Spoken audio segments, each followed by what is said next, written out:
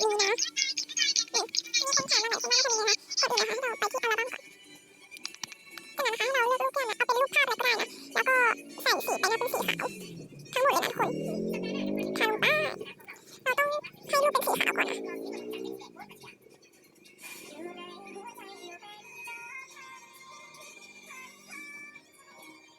ทารูป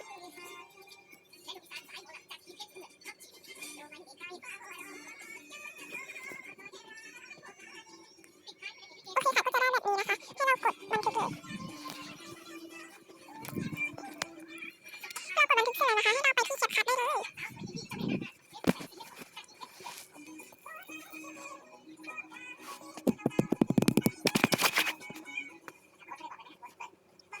รอก่อนนะคะพอดีเครื่องเรามันค้างนะนาทีละ33มันค้างอ่ะเดี๋ยวเราออกแล้วเข้าใหม่นะคะ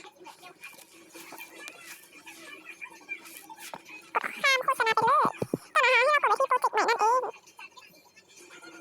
แต่นะคะให้เรากดไปที่รูปภาพนะคะแล้วก็กดรูปภาพสีขาวที่เราทำมานะแล้วก็กดเพิ่ม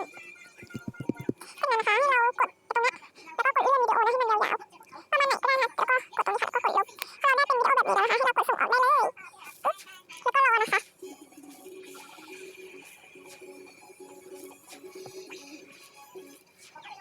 พอเราได้นะคะให้เรากดเสร็จสิ้นค่ะแล้วก็กดไปที่ YouTube ได้เลยนะคะแล้วก็กดไปที่เครื่องหมายบวกตรงนี้แล้วก็กดวิดีโอที่เราได้มานะแล้วก็กดถัดไปค่ะแล้วก็กดใส่เสียงนะคะเป็นเสียงอะไรก็ได้นะทุกคนเราใส่เสียงนี้แล้วกันนะแล้วก็กดไปที่นี้แล้วก็กด2 ครั้งเอาข้างเขียนผิดเพื่อโอ้ยมันเขียนเลยเนี่ยกด2 ครั้งเพื่อกินนะคะโอ้ยมันเขียนผิดแล้ว